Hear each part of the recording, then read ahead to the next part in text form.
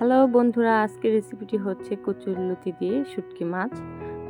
তো প্রথমেই লইট্টা শুটকি মাছ নিয়েছি, এরপর এটাকে ভালো মতো করে ধুয়ে কেটে তারপর এখানে হলুদের গুঁড়ো, পরিমাণ মতো লবণ দিয়ে শুটকি মাছটাকে ভালো মতো মাখিয়ে নিতে হবে। আর হ্যাঁ, রেসিপিটি কিন্তু আজকে আমার মা করছে, কারণ আমার মায়ের হাতে শুটকি মাছের তরকারি আমার খেতে অনেক ভালো লাগে। তো প্রথমেই কড়াইতে সাদা তেল দিয়েছি। তো তেল দেওয়ার পর শুটকি মাছগুলোকে ভেজে নিতে হবে। এটাকে সামান্য একটু ভেজে নামিয়ে নিতে হবে, যাতে শুটকি মাছে খুব সুন্দর একটা ঘ্রাণ আসে। তো এর জন্য শুটকি মাছটাকে হালকা একটু ভেজে নামিয়ে রাখতে হবে। তো এই তো আমার মা শুটকি মাছগুলোকে একদম ভালো করে ভেজে নামিয়ে রেখেছে। এরপর কড়াইতে আবারও একটু সাদা তেল দিয়েছে। তো সাদা তেল দেওয়ার পর এখানে সামান্য কয়েকটা জিরে ফোড়ন দিয়েছে।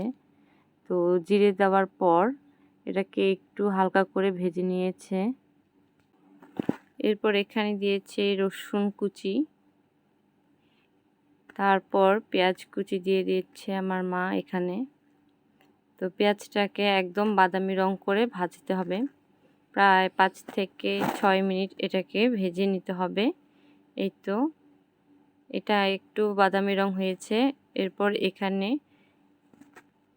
আগের থেকে লতিটাকে একটু লবণ দিয়ে ভাপিয়ে রাখা হয়েছিল, সেই লতিটা এখানে দিয়ে দিয়েছে। এই তো এটা সবগুলোকে এবার ভালো করে একটু কষাতে হবে।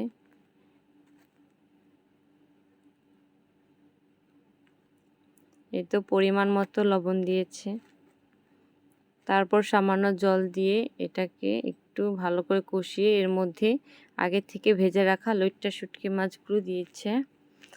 দেওয়ার পর এটাকে কিছুক্ষণের জন্য একটু সিদ্ধ করে নিতে হবে।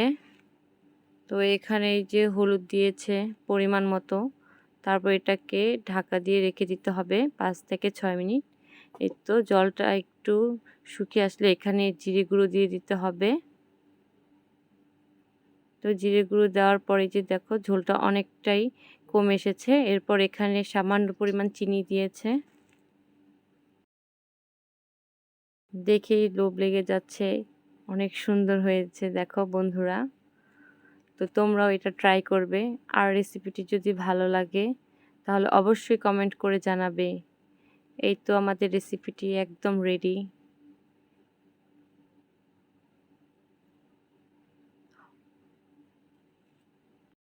চ্যানেলটি অবশ্যই সাবস্ক্রাইব করবে।